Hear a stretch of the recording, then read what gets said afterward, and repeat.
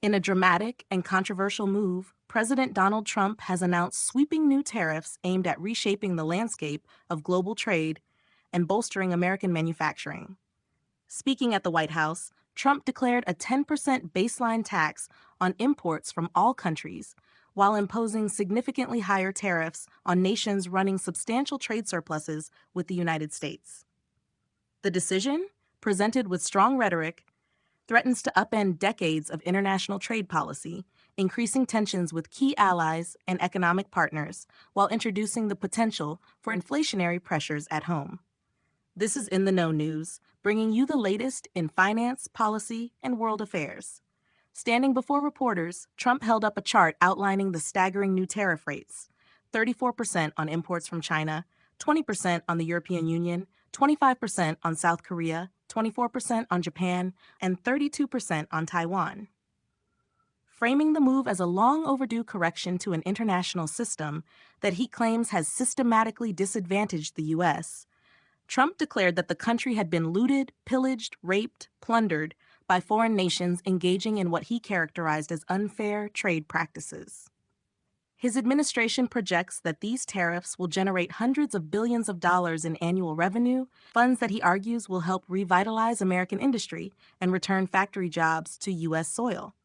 However, economic experts warn that the price increases on essential consumer goods, including automobiles, clothing, and electronics, could trigger a sharp rise in inflation and weigh heavily on American households and businesses. Trump's decision to enact these tariffs without congressional approval leverages the International Emergency Economic Powers Act of 1977, allowing him to unilaterally impose trade restrictions in response to what he has deemed a national economic emergency. The administration insists that the move is necessary to address a record $1.2 trillion trade deficit and to push foreign governments into lowering their own barriers against U.S. exports. But the aggressive approach risks igniting a full-scale trade war, with other nations already considering countermeasures. Canada, for instance, has retaliated against previous U.S. tariffs with trade penalties of its own, while the European Union has responded to past steel and aluminum tariffs with taxes on billions of dollars worth of American goods, including bourbon, prompting Trump to threaten a massive 200% tariff on European alcohol imports. Critics from both sides of the political spectrum have raised concerns about the economic consequences of these sweeping tariffs. Democrats argue that Trump is imposing a massive tax increase on American consumers without legislative approval. Representative Susan DelBene of Washington denounced the move as part of the administration's broader dysfunction, warning that voters would see through Trump's campaign promises to reduce costs when prices inevitably rise as a direct result of his trade policies. Economic advisors from the Biden administration have also weighed in, pointing to Trump's previous tariffs, which they argue failed to generate the manufacturing boom he had promised. Heather Boshi of the White House Council of Economic Advisors noted that past tariffs led to economic stagnation rather than revitalization, stating, "We are not seeing indications of the boom that the president promised. It's a failed strategy." Even among Republicans, reactions have been mixed. House Speaker Mike Johnson acknowledged that the tariffs could disrupt the economy, but expressed cautious optimism that they would ultimately benefit American workers. "We'll see how it all develops," Johnson said. "It may be rocky in the beginning, but I think that this will make sense for Americans and help all Americans."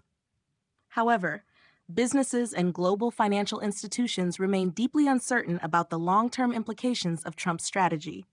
Many fear that retaliatory tariffs from trading partners could escalate into prolonged economic conflicts, reducing trade flows and slowing global growth. International leaders are preparing to respond. European Commission President Ursula von der Leyen warned that while the EU does not seek a trade war, it stands ready to defend its economic interests. "Europe has not started this confrontation," she stated.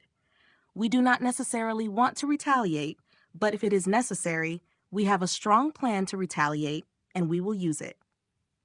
Italian Prime Minister Giorgia Meloni echoed these concerns, emphasizing that escalating tensions with the U.S. could have heavy economic consequences for Europe. The uncertainty surrounding these tariffs has already had a chilling effect on global markets and businesses. Companies that rely on international supply chains are struggling to anticipate the impact, leading to stalled investments and disrupted operations. Ray Sparnay, general manager of a Canadian tool and die business near Detroit, described the uncertainty as paralyzing. There's going to be tariffs implemented. We just don't know at this point, he said. That's one of the biggest problems we've had, probably the last, well, since November, is the uncertainty. It's basically slowed all of our quoting processes. Business that we hope to secure has been stalled. As President Trump pushes forward with his aggressive trade agenda, the world watches closely. While his administration insists that these measures will ultimately strengthen American industry and bring back jobs, the risks of inflation, global retaliation, and economic instability loom large. Whether these tariffs will achieve their intended goals or spiral into broader economic turbulence remains to be seen. Stay tuned to In the Know News for continuing coverage on this and other major developments shaping the financial and political landscape.